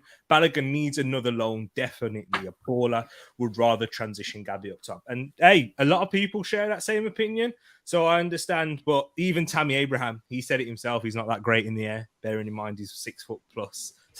So he's his words, not mine. But we'll go to a quick fire round now, and big up everyone who's locked in. We've got 15 people at the moment. Thank you to everyone who's joined and stayed throughout the hour and a half. We're going to go for a quick fire round. We'll definitely love to hear your thoughts now on this. Big up everyone. It's been a pleasure. Make sure you smash that like button. And I'm sure a lot of you guys have just come from the Eagle live stream. Happy 1 year anniversary to that channel as well. Great. Big up Rich. Big up Rich. And everyone at Eagle Live. So, quick fire round. Player of the season, Bobby. Right answers only. Trust me, no one's going to talk me into it. It's going to be Ramsdale every day. Oh, that's it. Fair enough. King, player of the season. This is going to be very controversial, and I can't even believe I'm saying this, but I have to say it's Granit Xhaka. Oh, God. Hey, listen, I rate that shout. And my reasons are why, yeah. He had a very tough start of the season. He had the send-off and he had the injury. But still, when Granit Xhaka has played, especially this season, in that number 8 role, he's been fantastic. He's the one who's carried Thomas Partey. He's the one, whether it's El Neni, Sambi Lokonga, he stepped up. And when he had a more attacking role, that is when we started to score more goals. When Partey then got injured and he had to drop, we started scoring less goals. So for me, he's been stable. He's given everything. Do I think we need to improve on him? Of course, we need to improve on him. Do I think he's done things in the past that are disgraceful? Of course. But he's had all of that, and he's still turned up every game and given everything. And I just have to give it to him. Big shout there, big shout. You know my thoughts on Granit Xhaka. I've said he should be captain, and then look at Will. You see, so there you go, right there. Luca, quick fire round. Your player of the season, Saka. Oh, thank you. Someone's finally said it. And Will, your player of the season, Ramsdale / Odegaard. Okay, right, Bobby. Breakthrough player of the season. And what I mean by breakthrough, guys, in the comments, someone that's had their standout season when you've gone, right, they're going to improve and kick on. That's hard. I'm going to have to go with Ramsdale again. Sorry, yeah. I'm going to have to. Because of the way that he came in and everyone was like absolutely slating him and the horrible stuff that happened on Instagram and stuff. I honestly think he's proved so many Arsenal fans wrong, and I just love him. Awesome goal right there. And what about you, King? I'm trying to think. Martinelli could be a shout because he showed improvements in this season. Odegaard really hushed some doubters and those things. For me, I think it's Odegaard. I think he's gonna be even better next season with a full preseason and more experience and probably more creative players. So not everything is on him. I think for me, he was the second best player. It's a beauty to watch him. He's so good, and I just love the way he plays, the way he touched the ball. understanding of the game. I just love him. There you go, right there. What about your breakthrough player, Martinelli? I was about to say, Luca. Isn't that your name on Twitter, actually? Yeah, Martinelli AFC. Man. That's it. If Martinelli ever leaves, I'll have to change my Twitter name. So, who's your breakthrough player? Breakthrough player. Well, I'm gonna say. Really, I'm gonna say probably Thomas Partey. No, that's a good shout. I like that one. That's a good one. He's actually been really good and he's actually been good recently. And for me, when we miss him, our midfield crumbles, and that's something where we actually need another Thomas Partey. That's why I'm saying that we're linked with other midfielders. What I've been hearing today. So I think we need a backup Thomas Partey. So. No, I think Partey or slash Martin Odegaard, in my opinion. Signing of the season. Well, actually, Will, sorry, breakthrough player, Will, before I go into that one. It's hard to go against Bobby on this one because Ramsdale, where he come from, 2 relegated sides and all the grief that he got. But again, big shout out to Gabriel at the back. And Martin Odegaard, because when he had a bad game, you so noticed it, and that's a big thing. When he ain't playing, how much people are cussing. Oh, Odegaard didn't do this, and we weren't playing back well. But so it's Ramsdale just over Martin Odegaard. Here we go. And Gabriel, yeah. And then signing of the season. We'll go back to you. We'll go back around. Come back to me. Signing of the We'll season. go Bobby then. We'll go Bobby. BRF.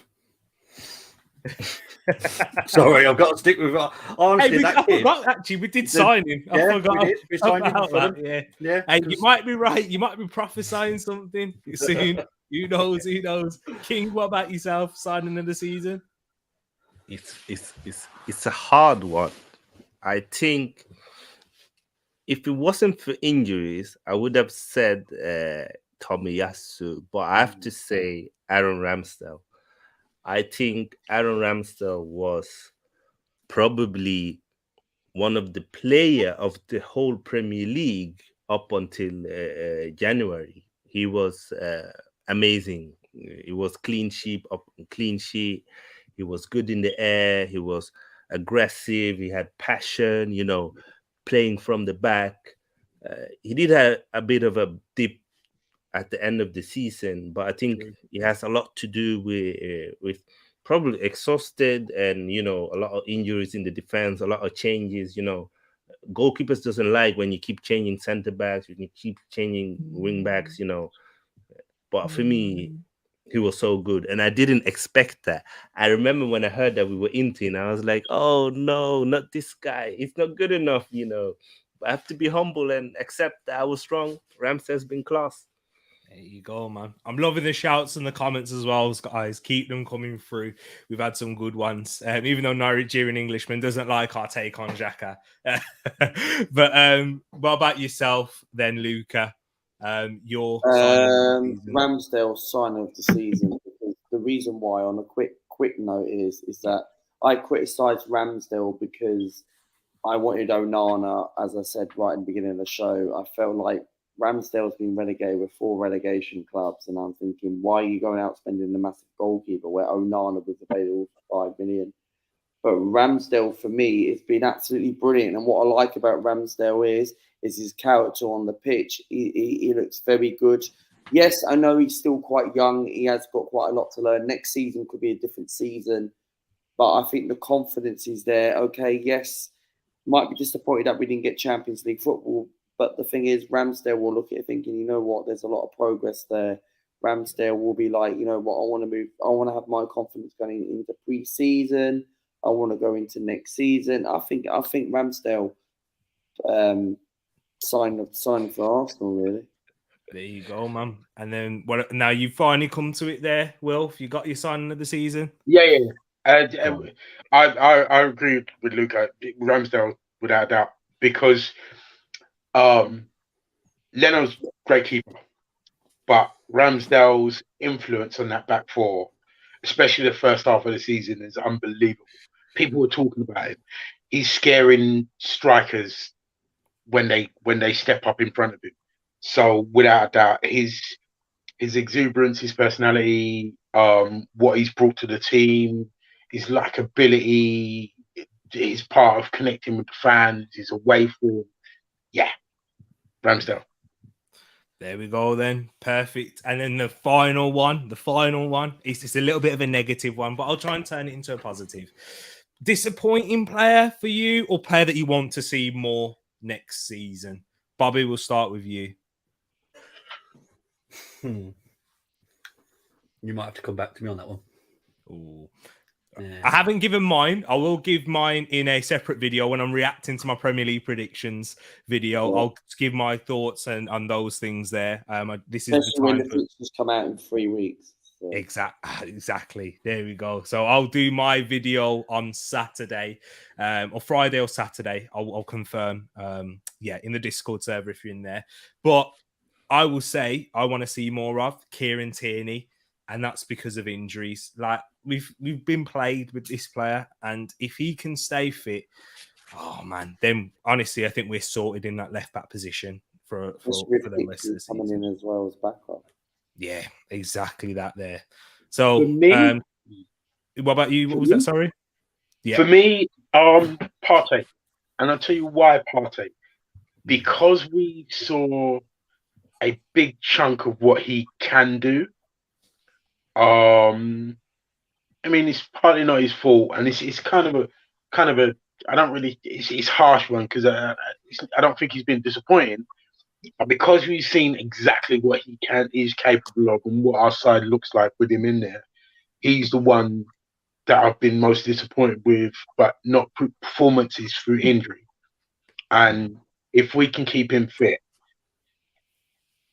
the next level is gone clear. Yeah.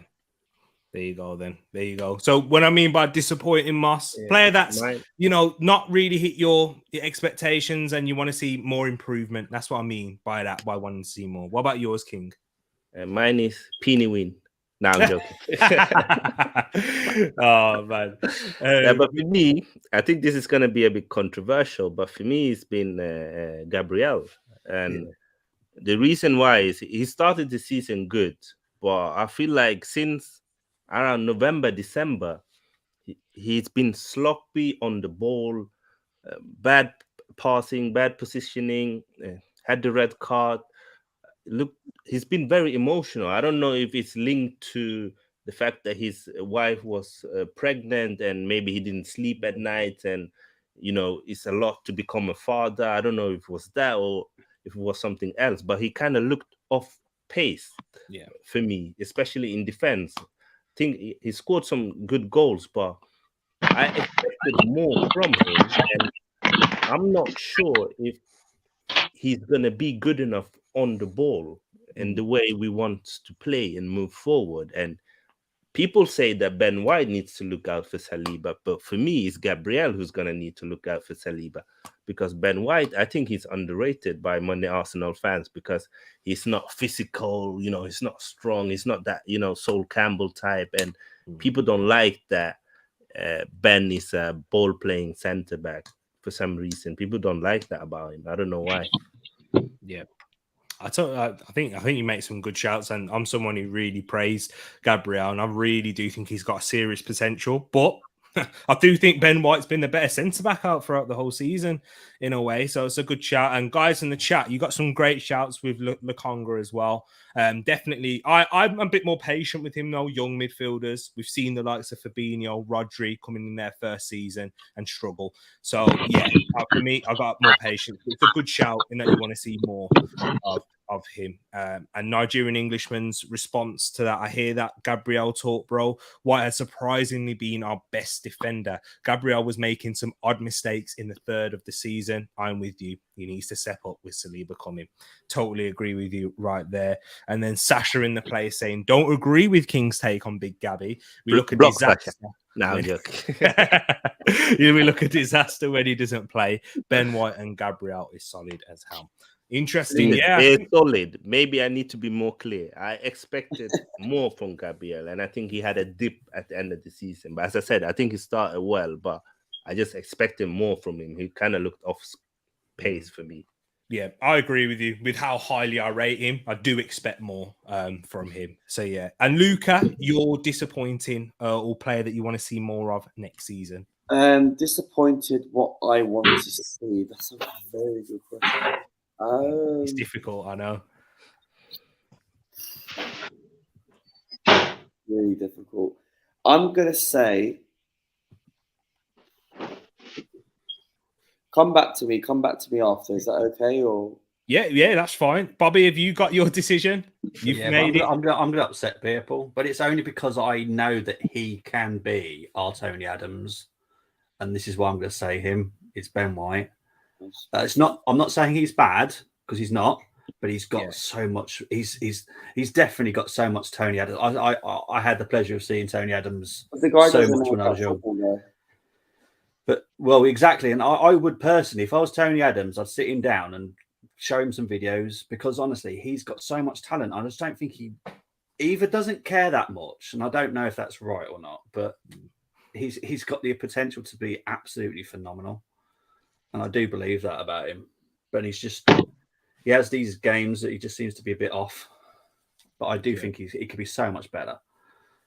So that's my one for this year. Interesting, right there, and guys, I'm gonna wrap it up here now. We'll give you one more quick fire one, and this is a little preview. It's a little bit of a gas. Are we making top 4 next season? No. King? Yeah, 100%. Or I'll rephrase it. Are we qualifying for the Champions League next season? Yes, we're winning the Europa League. We're bringing back that trophy finally. Luca, you change your mind? I don't think we'll get top 4, depending on the signing until we bring it in the summer. What about the Europa League winning that? Europa League? No. I think we'll probably get semi-finals.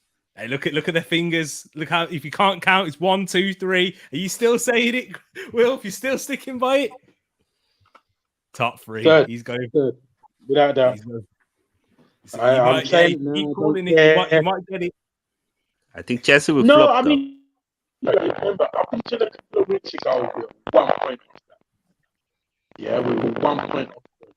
I think your microphone's dying there, Will. There you go. Is that better? Nah, it's on the robot sound again. Okay. Like we were 1 point off third. We were 1 point off third at 1 point a couple of weeks ago. And that's with everyone being better. So, yeah. There we go, right there. And Bobby, come on, are we making it? I can't make a judgment until the transfer early shout. window. No, Early shout. No. Okay, there we go. That's fair enough. Look at that cream darling. One second, let me put you on mute there because I can hear some echoing coming back. But yes, people, we are going to wrap this up now. Thank you. This has been 1 hour. You didn't say what's your prediction. Hey. I'm not holding impartial today. Okay. I get to sit on the fence for once. Do you know what I mean? Some might say I do it all the time. Peony, I know you asked a great question in wanting to know my thoughts. I will get it into that predictions video. When I review my predictions of each team, I'll do it for each team in the Premier League. And I obviously go in a bit more depth on Arsenal in that one. So yeah, the floor's been yours today. Bobby, thank you so much for coming on, my man. Thanks the people know where they can find you. Water Sports and Talk on YouTube and Discord and WhatsApp and whatever. Yeah, I've got a mental health chats tomorrow at 5. So yeah, that'll be. Try and do it every week. I won't be doing it next week because it's school holidays, so children, But yeah, I'm doing it tomorrow, and I've got loads of games because I don't finish my season yet. I've still got 4 games I've still got to watch along. So there you go. If you're interested in the football pyramid from the top to the bottom, Bobby's the place to go and find it. King, absolute pleasure to have you on again, my man. Let the people know where they can find you. It was great to be here. People subscribe, like, and share the content. It's really important to grow the channel. You can find me here sometimes, and you can also find me on Sfeedly TV. It's a charity channel, and it's a giver as well. There you go. Right there. Big up yourself, King. Luca, once again, absolute pleasure, my man. Thank you for letting me jump on your channel too and giving me the invite. And you know what? Let the people know where they can find you. Yeah, follow me on YouTube. And like, I want to say something. My channel isn't called This Is Luca's Life anymore. It's called Luca AFC now. And I'll explain why. Because the reason why I thought people suggested me I should change it, I thought I'd put a new brand. It's called Luca AFC, where it's Arsenal FC, where I put out Arsenal content. What's coming up on my channel is I did post a video today about a transfer video. If you guys want to go and have a look at it or not. And what I'm going to be doing is I'm going to post transfer videos like every single day. Players who'll be linked with Arsenal, give my thoughts, and then that's it. So, but no, that's what's coming up on my channel. And then when the fixtures come out, I'm going to cover the fixtures. And yeah, but thank you very much for having me on for the second time, and then that's it. So there you go, man. Big up, Luca, man. Thank you. And Wilf. You know what? They're all going to come out, the jokes. You know, they're going to come out, the Dalek ones. He's got it. He's got it sorted, people. And I'm telling you. You know what's the weird thing is my headphones suddenly kicked in right at the end. And here's your cup for your appearance. There you go. Thank you. Thank you. Jesus. Listen, as always, Team Money, man. It's always a pleasure being on with you here.